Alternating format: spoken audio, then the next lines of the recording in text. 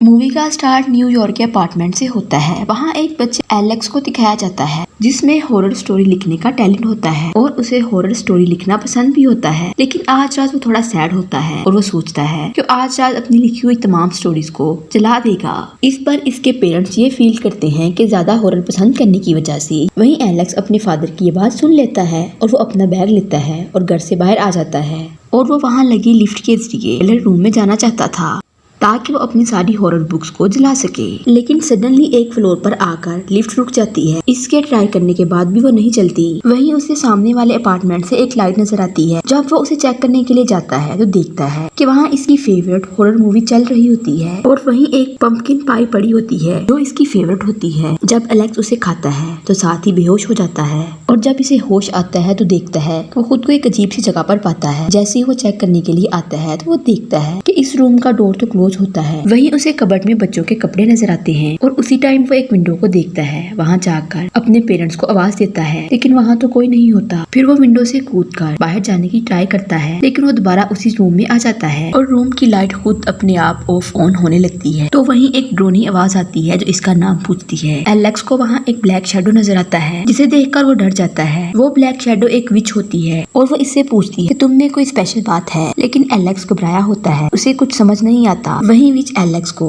Cupboard में रखे कपड़ों के बारे में बताती है और कहती है ये सारे कपड़े उन बच्चों के हैं जिनको मैंने कैद किया था, लेकिन इनमें से कोई भी मेरे काम का नहीं था। ये सुनकर एलेक्स और ज्यादा घबरा जाता है। लेकिन इनके बीच एक बात डिसाइड होती है कि वो डेली रात को विच को स्टोरी सुनाएगा। अगर वो नहीं सुनाएगा तो विच उसे मार देगी। नेक्स्ट एलेक्स को एक रूम में कैट मिलती है। वो गायब भी हो जाती है। वो कैट इस पर अटैक करती है और वो इसे रूम से बाहर ले आती है। इधर एलेक्स को एक कबर्ड में डोर पड़ी नजर आती है। जब वो आगे जाके देखता है तो इसे एक लड़की नजर आती है। इस लड़की का नाम यजीम होता है और वो भी एलेक्स की तरह यहाँ कैद होती है और यजीम एलेक्स को बताती है कि इस विच का नाम नताशा है और वो कैट भी इस नताशा की है। इधर एलेक्स को ये पता चलता है कि जिस अपार्टमेंट में वो है वो एक जादुई अपार्टमेंट है और ये मैजिकल अपार्टमेंट दुनिया के अलग अलग हिस्सों में ट्रेवल करता है और इन जैसे बच्चों को वहाँ कैद कर लेता है। और ये नताशा मतलब विच इनसे अपना कोई ना कोई काम करवाती है। अगर उससे किसी तरह काम नहीं होता तो उसे गायब कर देती है। यजीम एलेक्स को कहती है कि जो काम तुम्हें मिला है वो तुम्हें करना पड़ेगा। वहीं यजीम उसे एक मैजिकल लाइब्रेरी में ले जाती है और वहाँ बहुत सारी स्टोरी बुक्स पड़ी होती हैं। यजीम एलेक्स को बताती है कि मैं भी हर रात नताशा को स्टोरी सुनाती हूँ और जो तुम ये सारी बुक्स देख रहे हो मैं ये सारी पढ़ चुकी हूँ। और वो इसे कोई न्यू स्टोरी लिखने को कहती है। इस पर एलेक्स उसे कहता है कि मैं अपनी लिखी हुई स्टोरी सुना दूंगा। लेकिन यजीम कहती है ये सब काफी नहीं है, तुम अब यहाँ हमेशा के लिए आ गए हो।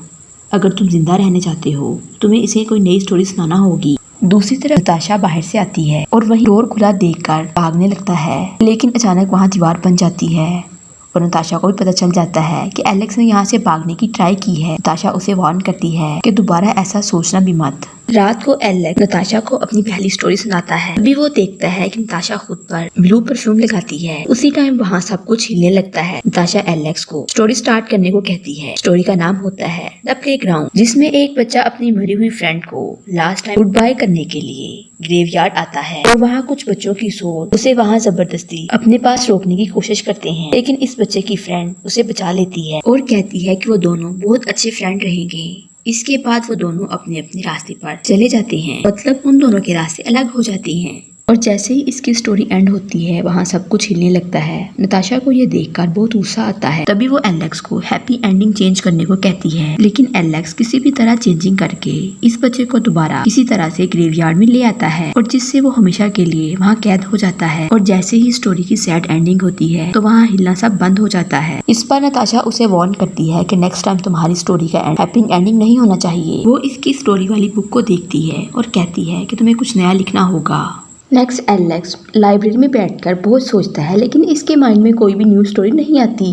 तभी वहाँ वो रखी हुई बुक्स में से एक बुक पढ़ता है तो उसे एक हिडन मैसेज मिलता है उस लड़की ने लिखा था जिसे नताशा ने कैद किया था। तभी वो इस बारे में यजीम से पूछता है और वो कहती है कि ऐसा नहीं है। वो उसे बताती है कि वो लड़की अपनी फेवरेट डिश देखकर यहाँ आई थी, जैसे तुम अपनी फेवरेट डिश खाकर यहाँ आए थे। और एलेक्स को होता है कि शायद उस लड़की के छोड़े हुए मैसेज में यहाँ से निकलने का कोई रास्ता भी मिल जाए। यही सोचकर वो बाकी बुक्स को भी चेक करता है और साथ साथ में वो इन स्टोरी की हैप्पी एंडिंग को चेंज करके इस तरह नताशा को डेली एक स्टोरी सुनाता है। लेकिन एलेक्स एक बात नोट करता है कि नताशा को इसकी स्टोरी पसंद नहीं आती और नताशा उसे हमेशा एक बात कहती है, अच्छी स्टोरी हमेशा वो होती है जो रियलिटी की तरफ इशारा करे, यानी सच की तरफ। एक दिन एलेक्स को यूनिकॉर्न वाली लड़की का अगला मैसेज मिलता है जिसमें लिखा होता है कि मुझे वो चीज मिल गई है जिसकी हेल्प से मैं बाहर भाग सकती हूँ। और उसी टाइम वहाँ यजीम भी आ जाती है, लेकिन वो उससे कोई भी बात नहीं कर पाता, बल्कि यजीम उसे नताशा के मैजिकल गार्डन को ठीक करने के लिए उससे हेल्प मांगती है। फिर वो उसे बताती है कि नताशा अपने मैजिकल ड्रिंक भी इसी गार्डन से बनाती है और आज इनको वो अंडे खत्म करने हैं जिससे गार्डन खराब होता है। वहीं एक अंडे से स्कल स्पाइडर बाहर आ जाता है।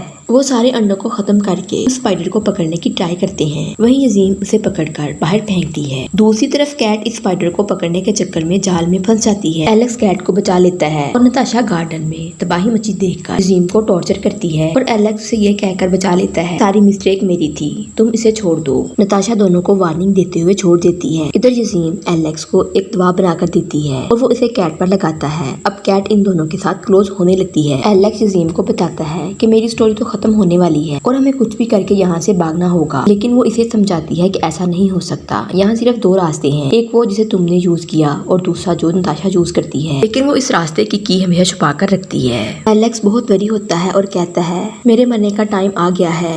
यजीम उसे बताती है कि नताशा बच्चों को मारती नहीं है, इन्हें डॉल में कन्वर्ट कर देती है।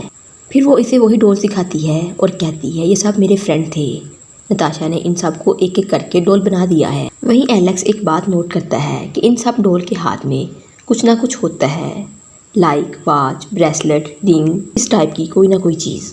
लेकिन यजीम बताती है कि ये सब वो रियल लाइफ में भी पहनते थे। दोनों फिर लाइब्रेरी में कोई क्लू ढूंढने जाते हैं। वहाँ उनको एक बुक में एक ऐसे ड्रिंक की रेसिपी मिलती है जिसमें नताशा को सुलाया जा सकता था, लेकिन एक मसला होता है, इस ड्रिंक की स्मेल बहुत तेज थी, लेकिन उस लड़की ने भागने से पहले इसकी स्मेल का इलाज नहीं लिखा था। वो स्मेल कैसे खत्म होगी? फिर एलेक्स एक प्लान बनाता है कि वो नताशा को अपनी स्टोरी सुनाएगा, जिसमें नताशा खुद बताएगी कि स्मेल को कैसे खत्म किया जा सकता है। एलेक्स स्टोरी सुनाना स्टार्ट करता है, जिसमें वो बताता है एक जादूगर था जो एक ब्लैक ड्रिंक से एक मॉन्स्टर को हमेशा सुला कर रखता था और वो ऐसा इसलिए करता था कि वो इसके मुंह से डायमंड निकाल सके। फिर एक दिन इसके मैजिकल ड्रिंक से स्मेल खत्म करने वाला ड्रिंक खत्म हो गया था और जादूगर इस मॉन्स्टर को मारने के लिए चला गया। फिर वहाँ एक लड़की आकर कहती है मैं तुम्हारे ड्रिंक से स्मेल दूर कर सकती हूँ। लड़की इस मैजिकल ड्रिंक में 2 ड्रॉप्स डाल देती है, लेकिन उसका साइड इफेक्ट ये भी होता है कि वो आम ड्रिंक बन जाता है और उसमें से मैजिक गायब हो जाता है। ये ड्रिंक पीने के बाद वो मॉन्स्टर सोता नहीं है, बल्कि उस जादूगर को मार डालता है। स्टोरी खत्म होने के बाद नताशा खुद ही इस ड्रिंक का नाम बता देती है जिससे स्मेल को दूर किया जाना था। फिर वो दोनों अपने मिशन पर काम स्टार्ट कर देते हैं और फाइनली वो एक मैजिकल ड्रिंक बना लेते हैं। वो इस ड्रिंक को मैजिकल ड्रिंक में मिलाते हैं, इसका रंग चेंज हो जाता है। दोनों ये देखकर डर जाते हैं। रूम के बाहर नताशा इनका वेट कर रही होती है। वहाँ से वो बोतल भी गायब हो जाती है। दोनों काफी डर जाते हैं। इन दोनों को लगता है कि नताशा को हमारे प्लान का पता चल गया है। नताशा दोबारा ब्लू परफ्यूम लगाती है और एलेक्स डरते हुए स्टोरी सुनाता है। वो डरा हुआ था। नताशा इसकी बुक देखती है,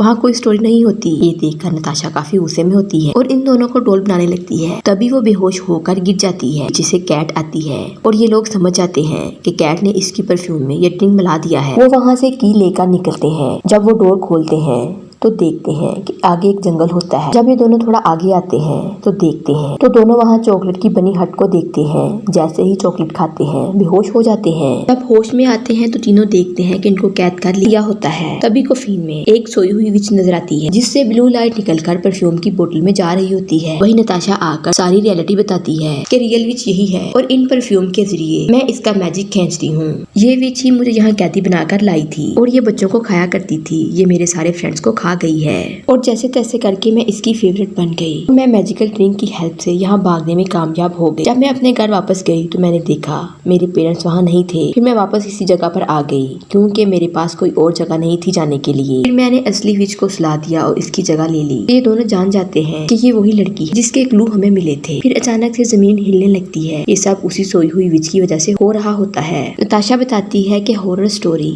इस विच को सुलाकर रखती है, इसलिए मैं तुमसे डेली स्टोरी सुना करती थी। फिर वो एलेक्स को हॉरर स्टोरी सुनाने को कहती। नताशा कहती है जल्दी सुनाओ वरना हम सब मारे जाएंगे। फिर एलेक्स अपनी स्टोरी सुनाता है कि वो कैसे हॉरर बुक को जलाने जा रहा था, कि मुझे हॉरर स्टोरी पसंद थी और सारे बच्चे मेरा मजाक उड़ाते थे और मेरा एक बेस्ट फ्रेंड था जिसने हमेशा मेरा साथ दिया था। लेकिन एक दिन मेरी बर्थडे थी, तो जब मैंने अपनी बर्थडे पर बुलाया उस दिन मुझे पता चला कि वो भी मेरा मजाक उड़ाता है, वो भी बाकियों की तरह था। इस बात पर सैड होकर मैंने उन बुक्स को जलाने का फैसला किया था और ये सैड स्टोरी सुनकर सोई हुई विच रिलैक्स फील करती है। फिर वो आगे अपनी स्टोरी में कहता है कि इसकी वजह से एक दिन एक विच ने मुझे कैद कर लिया और विच की वजह से मुझे कैट और यजीम जैसे अच्छे फ्रेंड मिल गए। इधर स्टोरी का हैप्पी एंड सुनकर वो सोई हुई विच जाग जाती है। नताशा उसे बहुत कंट्रोल करने की ट्राई करती है। फिर वो इसके ब्लैक मैजिक के सामने ज्यादा देर टिक नहीं पाती और वो नताशा को मार देती है। ये दोनों वहाँ से भागते हैं और साथ में कैट को भी ले लेते हैं और दीवार को पार करके लिफ्ट में आ जाते हैं और वो विच इन पर अटैक करती है। फिर एलेक्स को याद आता है, वो स्टोरी सुनाता है। ये दोनों किसी भी तरह वायलर रूम में आ जाते हैं और एलेक्स बुक को आग में फेंक देता है और विच स्टोरी का एंड जानने के लिए आग में कूद जाती है। ये दोनों जल्दी से वायलर का डोर बंद कर देते हैं और विच जलकर मर जाती है। नेक्स्ट ये दोनों एलेक्स के घर आ जाते हैं। इसके पेरेंट्स इसे देखकर बहुत खुश होते हैं और यजीम अपने पेरेंट्स के पास चली जाती है। कुछ दिनों बाद यजीम फिर एलेक्स से मिलने आती है। वो उसे एक डायरी गिफ्ट में देती है ताकि वो दोबारा से स्टोरी लिख सके। यूं मूवी का एंड हो जाता है।